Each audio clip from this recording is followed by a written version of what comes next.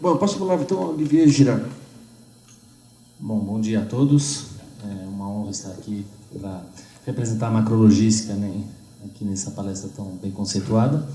Eu, na realidade, gostaria de fazer um passeio com vocês pela América Latina, na verdade, sobretudo pela América do Sul, que é o que nós temos maior interesse, tentando mostrar um pouquinho para vocês quais são os problemas que nós temos hoje em dia em termos de integração física, logística na América Latina.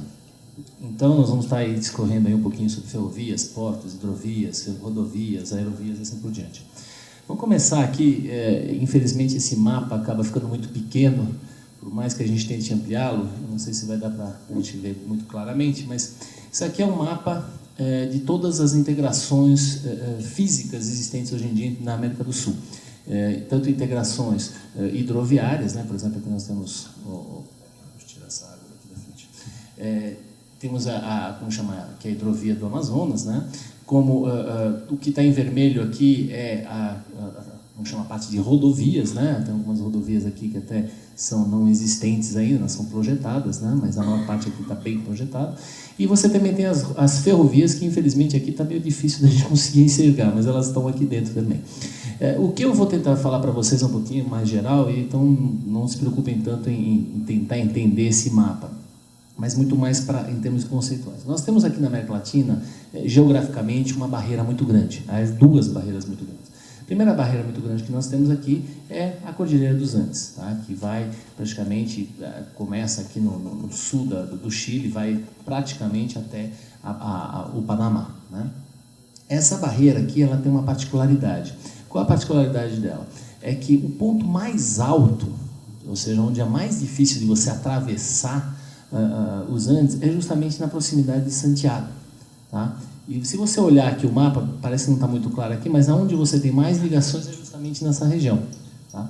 O ponto mais baixo, onde você chega com uma altura de 2.000 metros, 1.800, 2.000 metros, é essa região aqui do Peru. Só que aqui no Peru nós temos a segunda barreira física. Qual que é a segunda barreira física? A floresta amazônica, né? Toda essa região da floresta amazônica. Então isso fez com que, historicamente, você tivesse uma barreira para integrar a América Latina. Então, quando nós estamos pensando em ferrovias, as ferrovias elas estão muito bem situadas aqui no Brasil, por exemplo, na região sudeste do país, tá? Elas estão começando a explorar o centro-oeste, a entrar mais forte no centro-oeste, que é onde tem as grandes reservas, agrícolas, se a gente poderia dizer assim, ou seja, soja, milho, pecuária e assim por diante. E também está um pouco forte aqui em cima, que é onde tem as reservas minerais, né? Onde tem Carajás, por exemplo. Em termos de integração, o que acontece? Na parte sul aqui, a Argentina também está muito bem composta em termos de integração ferroviária. Mas nós temos um problema histórico. Qual que é esse problema histórico? A bitola das ferrovias. A bitola das ferrovias não é a mesma, dependendo de onde você está, inclusive aqui no Brasil. Por que eu falo que é um problema histórico? Porque isso começou lá na época dos ingleses. Quando os ingleses tentaram, financiaram a dívida, né, o início da dívida aqui no Brasil, eles impuseram que, olha, tudo bem, nós vamos comprar o ferro, mas nós vamos dar dinheiro para vocês, mas vocês têm que comprar nossas ferrovias. E a ferrovia, a bitola na Inglaterra, é uma bitola métrica, de 1 metro. E por que eles fizeram isso? Eles impuseram isso porque assim eles achavam, vou ter reserva de mercado, porque o Brasil só vai comprar locomotiva, vagão e tudo mais da Inglaterra, porque ninguém mais na Europa faz bitola de 1 metro, só a Inglaterra. Então, todas as ferrovias que foram construídas no final do século XIX até meados de 1940, 1930, que é hoje em dia a base do que nós temos em termos de ferrovia no Brasil, são bitolas métricas de 1 metro. Então, é o caso, por exemplo, da ALL, né, que praticamente compõe todo o sul do país, então todo o sul do país é bitola métrica. Nós temos o caso da Vale do Rio Doce, em termos da que a gente chama da FCA, que inclui todo aqui o centro e tudo mais, é bitola... Que inclui praticamente todo o centro aqui do país, é bitola métrica. E as novas ferrovias, elas foram construídas já numa bitola mais moderna, se a gente poderia dizer assim. Tem uma bitola de 1,60 m. Então, por exemplo, a MRS, que liga São Paulo, Rio e Belo Horizonte, é uma bitola de 1,60 m. Por que eu falo que é uma bitola mais moderna? Porque quando você estava passando com um trem, vamos pensar no 1930, tá? 1920, qual que era o objetivo de você passar com o trem? O grosso do objetivo era você locomover café. Tá? Quando você locomovia café, numa locomotiva que andava 20 km por hora, 15, 20, 25, nós estamos falando de 1930, tá? Você fazer uma curva com 3, 4 vagões a 20 km por hora, uma curva podia ser fechada. Hoje em dia nós estamos passando com composições, por exemplo, lá no norte, nós estamos passando com composições de 200, 300 vagões. Agora eu ouvi falar que a Vaca conseguiu passar 300 vagões, uma composição de 300 vagões. A uma velocidade de 80, 90 km por hora, se você fizer uma curva muito fechada, seu trem cai, seu trem tomba. Tá? Então isso é um problema no Brasil. E isso não é um problema só no Brasil. Esse é um problema também em termos de integração latino-americana, porque a maior parte das bitolas que tem aqui na Argentina não é nem de 1 metro nem de 1,60 m, é de 1,46 m. É uma outra bitola. Então o que acaba acontecendo? Quando você vai fazer a própria LL, quando ela vai, por exemplo, transportar uma carga de Buenos Aires para São Paulo, ela tem que chegar aqui no meio, aqui perto do, como chama, perto de Uruguaiana, ela tem que fazer um transbordo. Transbordo quer dizer o seguinte, ela para um trem de um lado, para o trem do outro e passa container por container de um trem para o outro. Não tem como não fazer isso. Então isso é um custo muito elevado que acrescenta. Isso é um problema que infelizmente não tem muita solução. Um outro ponto também em termos de ferrovia é que a barreira, que é a passagem dos Andes, como eu estava falando naquela hora, ela é passada, por exemplo, quando a gente quer ir para o porto de Valparaíso, ali perto de Santiago, você vai passar pelo lado mais alto da Cordilheira dos Andes. Então, o que quer dizer isso? Que você está chegando com uma composição, sei lá, de 100 vagões, e você vai parar, você vai ter que esperar, porque no máximo que passa de vagões por vez, e ainda hoje em dia já nem passa mais, mas era 17 vagões, 15 vagões. Tá? Isso, na verdade, são 17 composições. Na verdade, vocês têm que pensar que são 4 são de locomotivas. Então, na verdade, você não está falando até 17, está falando de 13 vagões. Tá? Então, você está, de novo, tendo um custo elevado nesse transporte. Para piorar a situação, os portos aqui, na América do Sul, do lado do Pacífico, são portos que não estão, na sua maioria, adaptados para para a nova realidade do transporte marítimo mundial. O que é uma nova realidade do transporte marítimo mundial? Hoje em dia você tem cada vez mais navios grandes, nós estamos falando de super petroleiros, super graneleiros e assim por diante. São navios que têm o que a gente chama de um tipo de navios que a gente chama de post-Panamax. O que quer dizer post-Panamax? Quer dizer que são navios que não conseguem passar pelo canal do Panamá. Navios que não conseguem passar pelo canal do Panamá são navios acima de 60 mil, 70 mil toneladas. Tá? Então, todos esses navios, o que eles são obrigados a fazer? Eles são obrigados a, normalmente, dar a volta. E são navios que nós estamos falando de... Os menores, nós estamos falando de 80, 100, 120 mil toneladas, mas chegam até 300 mil toneladas. E é o que vai vir no futuro. Né? É isso que nós estamos falando. Ou em termos de navios de contêiner, nós estamos falando de navios de contêiner que podem transportar até 8 mil teus. Tá? Enquanto que os que hoje em dia chegam nesses postos pacíficos, estão falando aí de 4.500, 5.000 teus. Bom, isso é um problema por quê? Porque, na realidade, os portos desse lado da costa não são muito atrativos. Então, nós temos um problema de barreira física.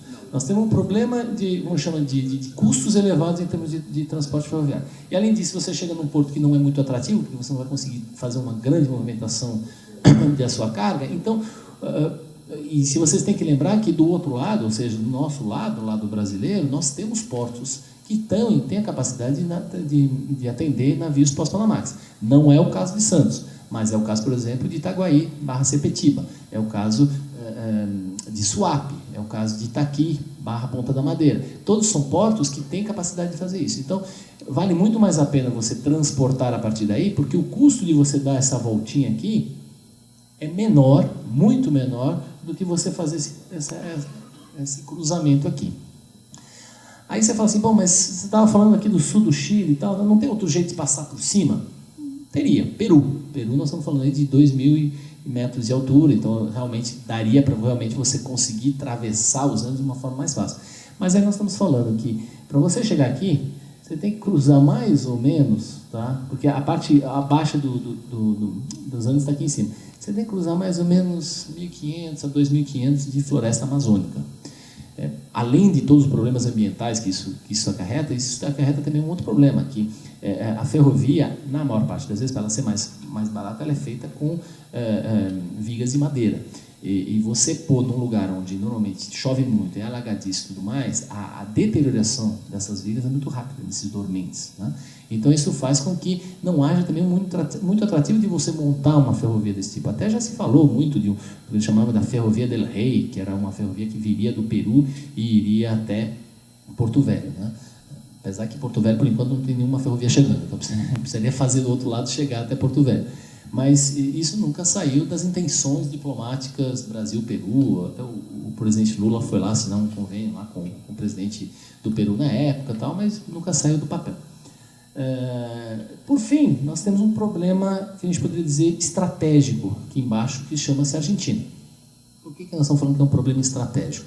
Porque, na verdade, a maior parte da nossa carga que vai ser transportada para a ferrovia são cargas, por exemplo, cargas agrícolas. Estamos falando de soja, nós estamos falando de milho, nós estamos falando de produtos pecuários.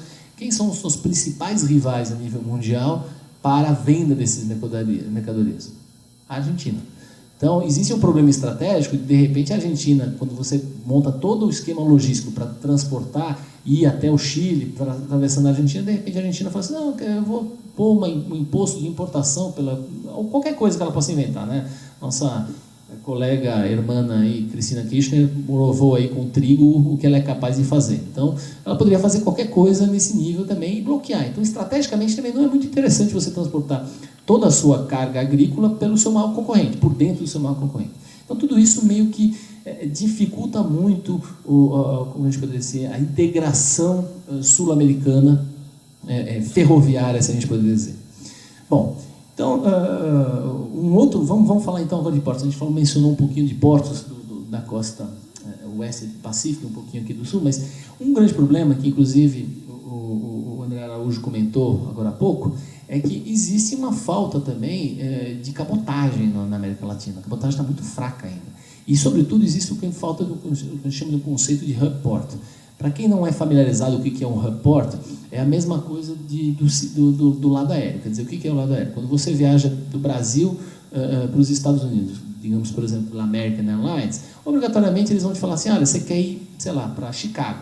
Eles vão falar assim, olha, você tem a opção de ir por Miami ou ir por Dallas. Não tem voo direto para Chicago. Por quê? Porque eles fazem com que todos os passageiros vão para Dallas e de lá sejam reorganizados para serem enviados para outros lugares. É a mesma coisa, o mesmo conceito com termos de carga. Se você consegue fazer 2 ou 3 hub ports na América do Sul, ou seja, grandes portos que pegariam as grandes linhas, então você faria com que, por exemplo, vamos supor, por exemplo, que o porto de Itaguaí, aqui de Sepetiba, né, Itaguaí, fosse transformado num hub port. Você faria com que as grandes linhas americanas e europeias, com grandes supercontainers, né, de 8.000, 8.500 TUs, pudessem fazer essa linha muito rápido, ou seja, diminuindo os custos. Você faria a linha... Deixa eu ter um problema aqui com o computador. Obrigado. Você faria com que a linha fizesse rapidinho essa linha, quanto mais você faz girar o seu supercontainer, melhor os seus custos, então você diminui o seu preço. E a partir daqui, você faria o que a gente chama de um pinga-pinga, ou seja, ir pingando para cima e para baixo. Então, se você tem, de repente, você coloca um conceito de 2, 3 hub ports, você poderia ter um hub port, por exemplo, em Suape, que atendesse todo o norte e o nordeste, poderia ter aqui, ou no Rio Grande, ou em Itaguaí, que atendesse toda essa região, até Buenos Aires, tá? Porque Buenos Aires não atende navios de grande porte, né? Ou seja, pós-Panamax, e você poderia ter um aqui do lado do Pacífico. Infelizmente, até hoje, isso nunca saiu do papel, né? Já se fala há muito tempo desse conceito de repórter e nunca se foi no do papel. Então, esse é um outro problema em termos de infraestrutura, digamos assim, marítima que existe na América Latina. Bom, falamos de ferrovia, falamos de portos. Vamos falar agora de hidrovias. Hidrovias, hoje em dia, na verdade, nós temos só 2 que poderiam ser consideradas assim, integradoras, se a gente poderia pensar assim, em termos de América Latina. Quais são? A primeira seria o Amazonas, né? Se a gente conseguisse chegar até o Peru com ele em termos de cabotagem e tudo mais. Infelizmente, desse lado dos Andes, não tem muita coisa interessante para você movimentar. Então, poderia haver, se o Peru investisse em, de repente, fazer uma ferrovia que cruzasse, a famosa cruzasse os Andes, mas que não precisasse entrar para dentro do Brasil, poderia aqui, de repente, fazer uma hidrovia que completasse com a ferrovia e você teria um vínculo aqui transoceânico aqui interessante. Isso, por enquanto, ainda está no papel. Tá? O outro lado interessante, que essa sim está funcionando, é a hidrovia do Paraguai-Paraná, né? do Paraná-Paraguai, Paraná-Paraná, que é essa aqui embaixo, que na verdade acaba desembocando na Bacia da Plata, mas que vai seguindo praticamente aqui a fronteira entre os dois países, cruza aqui o Paraguai, e que chega no limite e chega até o Mato Grosso. É uma hidrovia que é muito, muito interessante e muito atrativa. Por que ela? Porque, na verdade, você conseguiria trazer as grandes cargas de soja do agronegócio do Mato Grosso do Sul através dela. Existem alguns problemas. O primeiro problema é um problema ambiental, ou seja, você está cruzando com uma hidrovia dentro do Pantanal. Então, existem várias restrições em termos ambientais para fazer essa movimentação.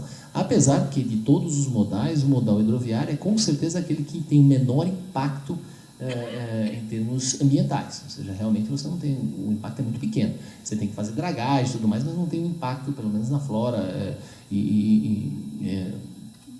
está do lado, né, se eu dizer assim. O outro problema que nós temos aqui, bom, tem uma falta também de portos capazes, né, capacitados, então até alguns planos aí de fazer uns portos melhores, em Cáceres, em Porto Murtinho, assim por diante, mas nós temos um outro problema que na verdade poderia ser bem interessante, é que nós temos Itaipu. Aí não é bem no Paraguai, é no Paraná. Ou seja, toda a hidrovia do Tietê-Paraná, hoje em dia, ela só vai num sentido, ela só vai no sentido de São Paulo.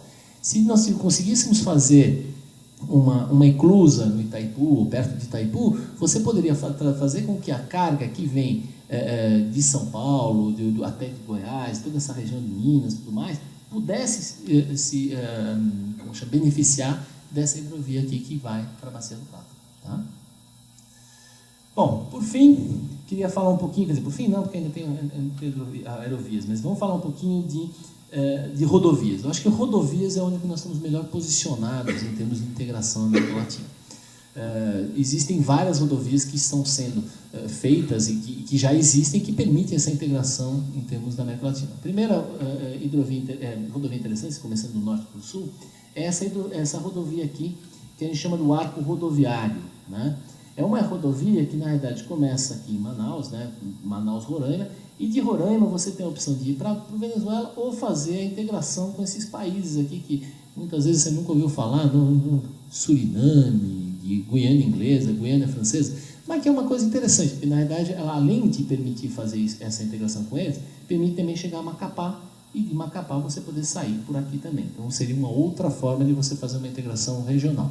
Essa integração aqui ela é muito menos uma integração de carga e muito mais uma integração de passageiros. Ou seja, você realmente começar a ter uma integração humana entre os países que não existe hoje em dia. Hoje em dia tudo é feito por barco nessa região. A outra integração muito boa, e essa sim, que é muito forte, é essa aqui de baixo, né? Ou seja, você ir para o Uruguai, para a Argentina, para o Chile, de carro, tranquilo. Você pode sair de São Paulo e até Ushuaia, que fica aqui embaixo, e voltar. Não tem problema nenhum, está tudo em excelente estado, está tudo em boa qualidade de rodovia, estão sendo duplicadas as rodovias, por exemplo, a própria BR-116 e a 101, né, aqui no Brasil, foram duplicadas, estão sendo duplicadas e assim por diante. Então, isso também está em boas condições. Então, você chegar, a integração com a Argentina, com o Sul, com o Chile e tudo mais, está boa. O que falta de integração boa? Integração com o meio. Ou seja, você se integrar... Bom, com o Paraguai também está boa, mas, por exemplo, com a Bolívia e com o Peru, a integração é muito falha. Tá? Você vai falar, mas quem quer se integrar com a Bolívia e com o Peru? Bom, fazem parte do país, né, e da América Latina, e tem sido alvo de muitos, contextos políticos nesses últimos tempos, né, sobretudo a Bolívia.